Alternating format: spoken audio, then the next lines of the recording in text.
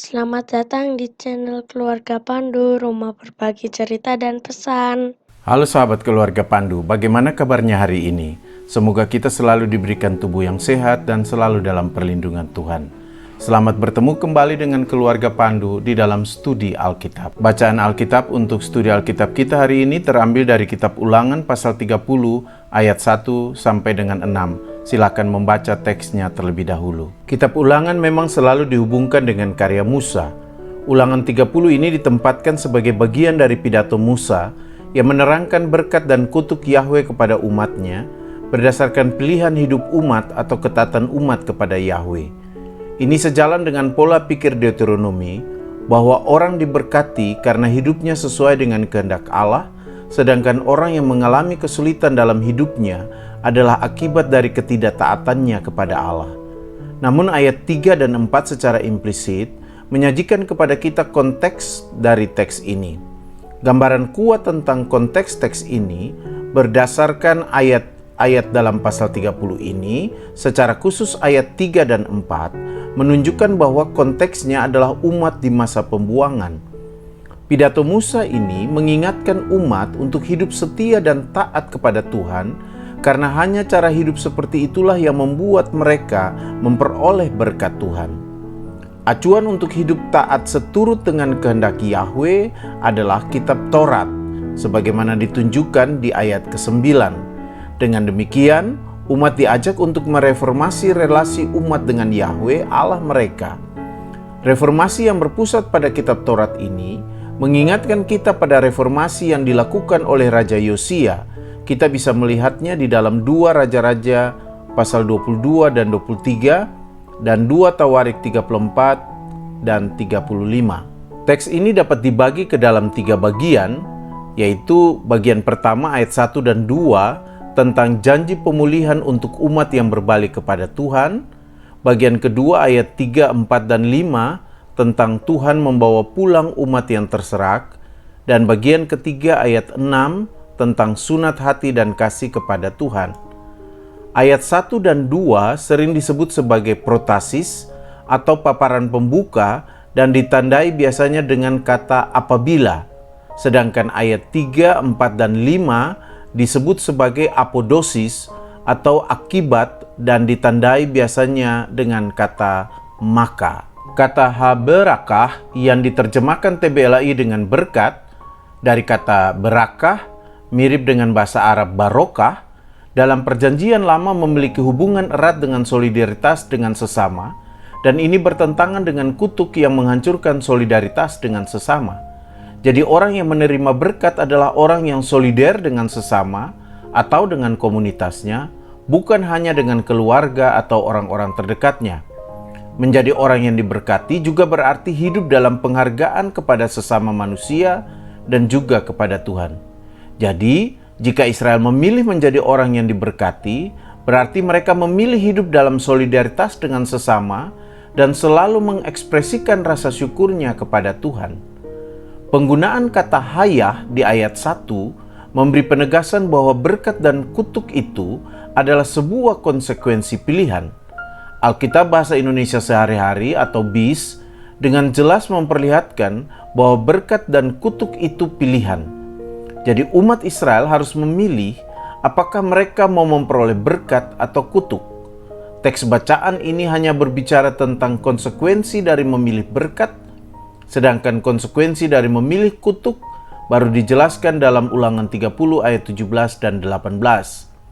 Dalam ayat 19b, Musa menganjurkan umat Israel untuk memilih kehidupan atau berkat dengan cara mengasihi Tuhan Allah Israel. Penggunaan frasa wahasebota el lababeka yang diterjemahkan TBLAI dengan menjadi sadar dalam hatimu lebih menunjuk kepada ajakan untuk kembali kepada Yahweh. Kata Ibrani sub dari kata wahasebota dalam konteks Ulangan 30 secara teologi berarti kembali kepada Yahweh. Jadi, tidak hanya dalam arti literer menjadi sadar. Frasa kembali kepada Yahweh kembali diulang di awal ayat kedua Kata samata dari sama yang di ayat 2 diterjemahkan TBLAI dengan mendengarkan lebih tepat dihubungkan dengan menaati suara Yahweh sebagaimana terjemahan BIS. Suara Yahweh di sini berhubungan dengan perintahnya yang tertuang dalam kitab Taurat.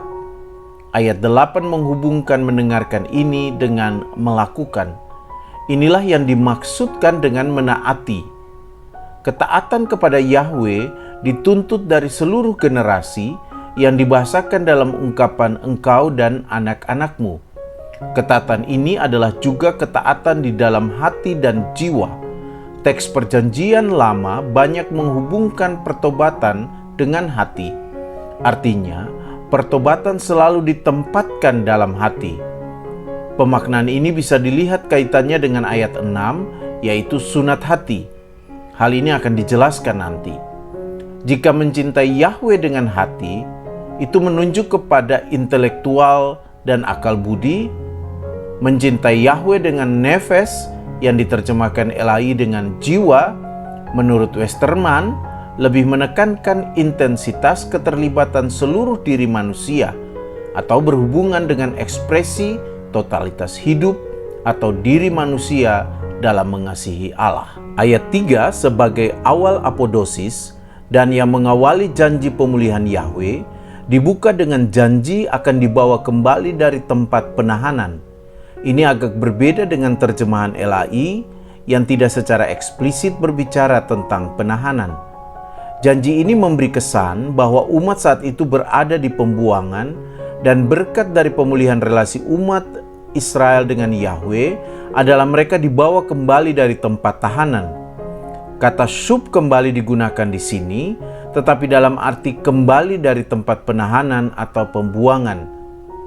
Kata raham yang diterjemahkan LAI dengan menyayangi dalam bentuk PL-nya memberikan penegasan bahwa Yahweh lah yang menyayangi dan menunjukkan sikap empati Yahweh kepada umat Israel. Raham adalah sifat hakiki Allah, namun sifat ini tidak tampak jika manusia lebih menekankan kehendaknya dibandingkan kehendak Allah. Kasih sayang Yahweh ini selalu diwujudkan dalam tindakan konkret. Dan dalam bacaan ini, tindakan konkret dari kasih sayang Yahweh itu adalah membawa pulang umat Israel dari pembuangan kembali ke negeri mereka. Pernyataan ini secara implisit juga memperlihatkan bahwa konteks pesan ini adalah umat yang berada di pembuangan. Ayat 3 dan 4 mempertegas konteks keberadaan umat, yaitu mereka diserahkan Tuhan ke berbagai bangsa. Tuhan berjanji bahwa jika mereka hidup sesuai dengan kehendak Tuhan, maka Tuhan akan mengumpulkan mereka kembali dari segala bangsa, bahkan sekalipun mereka ada di ujung langit. Pernyataan ini memperlihatkan kemahakuasaan Tuhan dan bahwa jika Tuhan telah berkehendak, maka tidak akan ada yang bisa menghalangi Tuhan untuk mewujudkan kehendaknya. Kata kabats dalam bentuk PL dalam Perjanjian Lama lebih dihubungkan dengan tindakan Yahweh mengumpulkan umat Israel. Tindakan ini selalu diawali dengan pertobatan yang menghadirkan kasih sayang Yahweh kepada umatnya dan diwujudkan dalam tindakan mengumpulkan mereka dari pembuangan. Tindakan Yahweh ini sering dibandingkan dengan tindakan seorang gembala yang mengumpulkan domba-dombanya yang tercerai-berai. Karena hanya Yahweh lah yang bisa mengumpulkan dan menyatukan umatnya. Melalui gambaran ini, kita bisa memahami gambaran Yesus sebagai gembala yang agung, yang mencari dan mengumpulkan domba-dombanya yang hilang, dan hanya Yesus yang bisa menyatukan dan mengumpulkan mereka yang tercerai-berai dan yang terhilang. Kata kabats ini sejajar dengan kata lakah di ayat 4, yang diterjemahkan LAI dengan mengambil. Dalam Perjanjian Lama, ketika lakah ini dihubungkan dengan tindakan Yahweh, maka lebih sering dihubungkan dengan tindakan Tuhan mengambil kembali umatnya yang terserak. Penggunaan kata bo dalam bentuk hifil yang di ayat 5 diterjemahkan LAI dengan membawa memang berarti membawa umat kembali ke negerinya. Dan ini merupakan tindakan penting dalam teologi Deuteronomi. Dalam teologi Deuteronomi, kata ini memiliki kaitan erat dengan kepemilikan. Jadi membawa kembali umat kembali ke negeri nenek moyangnya, berarti memberi negeri tersebut untuk dimiliki oleh umat. Inilah yang dinyatakan secara jelas dalam ayat kelima. Karena itu kata memasuki atau membawa kembali ke negeri akan sering diikuti dengan pernyataan untuk memilikinya. Sebagaimana LAI menerjemahkan kata wiristah dari yaras dengan memilikinya. Selain berkat tanah, berkat penting yang lain dari Allah bagi umatnya adalah berkat beranak cucu. Berkat ini menjadi salah satu bentuk berkat yang tua yang sudah disampaikan sejak awal penciptaan manusia dan juga berkat Yahweh bagi Israel ketika dari Mesir memasuki tanah perjanjian dan sekarang menjadi berkat juga bagi bangsa yang dibawa kembali dari pembuangan. Janji ini secara lebih eksplisit dikatakan juga dalam ayat 9. Bahkan bukan hanya manusia tetapi juga ternak dan hasil bumi. Ini memperlihatkan bahwa berkat Tuhan itu utuh untuk kebaikan hidup manusia. Berkat itu bukan hanya untuk manusia, tetapi juga untuk seluruh makhluk hidup ciptaan Tuhan.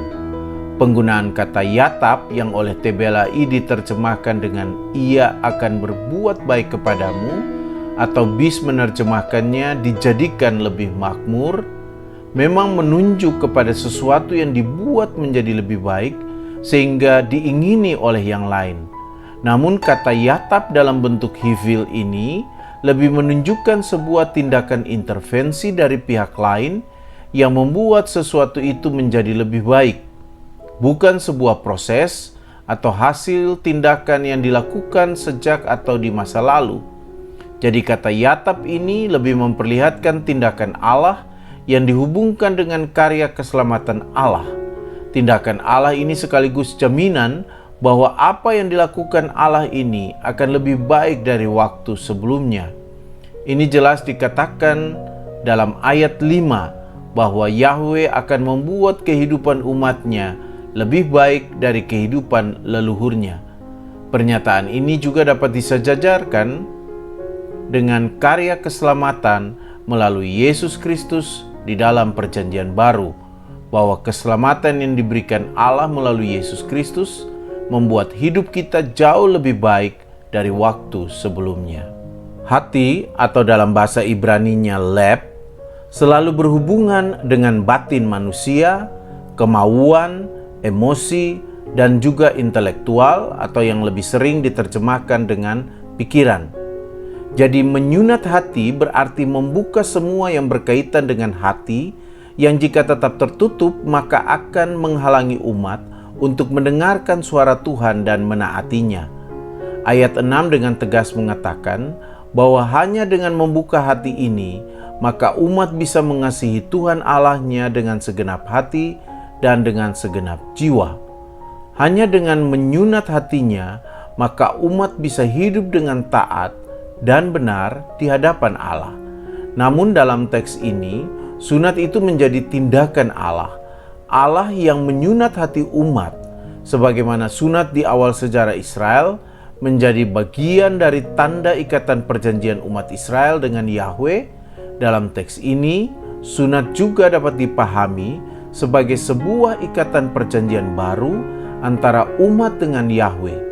Jadi hanya karena Tuhan yang membuka hati umat, maka mereka bisa mengasihi Tuhan Allahnya dengan segenap hati dan dengan segenap jiwa.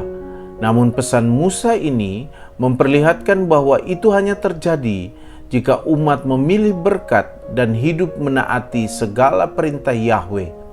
Dengan memberikan hatinya untuk disunat oleh Allah, maka umat siap untuk menerima anugerah Allah dan membuat hidupnya memberikan hasil yang melimpah. Dengan demikian, teks ini menunjukkan dengan jelas bahwa hidup taat adalah bagian dari tindakan Allah sendiri dalam hidup orang-orang yang taat kepadanya. Jadi apa relevansi teks ini bagi kehidupan orang beriman saat ini?